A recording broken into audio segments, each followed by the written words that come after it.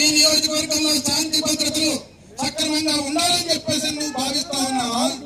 లేదంటే ఎలా ఉన్నా పర్వాలేదు, ఎవరిని చంపినా పర్వాలేదని చెప్పేసి అనుకుంటా ఉన్నావా?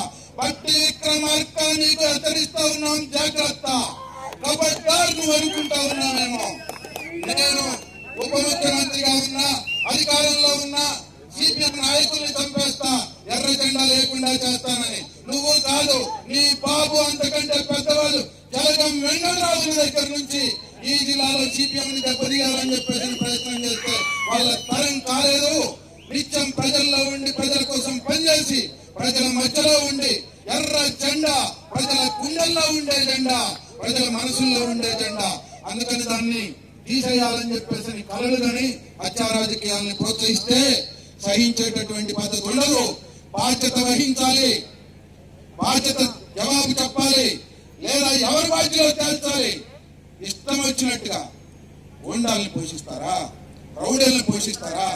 ఎంతకాలం ఈ రౌడీలు గుండాలు మన నియోజకవర్గంలో రాజ్యం వెళ్తారు? ఇవాళ కాంగ్రెస్ నాయకులు చెప్తా ఉన్నారు, మా బట్టి విక్రమార్క గారు పప్పు శుద్ధ ఏమీ తెలవదు. మేము అన్నామా బట్టి విక్రమార్క గారు చంపాడనో చంపలేదనో, లేదు చంపించాడనో చంపించలేదనో మేము అన్నామా? కానీ బట్టి విక్రమార్క గారు జవాబు చెప్పాలి కదా. ఎందుకు నీ కాంగ్రెస్ వాళ్ళే చంపుతా ఉన్నారు? ఎందుకు నువ్వు వాళ్ళని వెంటేసుకొని తిరుగుతా ఉన్నావు? ఎంతకాలం ఈ రకమైనటువంటి హత్యాకాండ కొనసాగిస్తారు? ఇక్కడ ఎవరు జవాబు చెప్పాలి? ఆయనే జవాబు చెప్పాలి. అందుకే జవాబు చెప్పకపోతే ఈ హత్యాకాండ ఇట్లాగే కొనసాగితే ప్రజలు చూస్తూ ఊరుకోరు, ఎర్ర జెండా చూస్తూ ఊరుకోదు. ఎట్లా బుద్ధి చెప్పాలో, ఎట్లా పగ ప్రతీకారం తీర్చుకోవాలో అట్లా ఖచ్చితంగా పగ ప్రతీకారం తీర్చుకుంటారు ప్రజలు అని చెప్పేసి ఈ సందర్భంగా హెచ్చరిస్తా ఉన్నాం.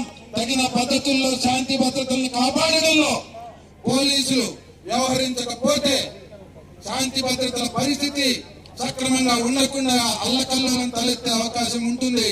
అందుకనే పోలీసు వారిని కోరుతా ఉన్నాం, అధికార పార్టీ ఒత్తిడికి లోనయ్యి ఇప్పుడు వాళ్ళ చర్యలు, వాళ్ళ ప్రకటనలు మీ మీద కూడా ఒత్తిడి చేసేటట్టుగా ఉన్నాయి.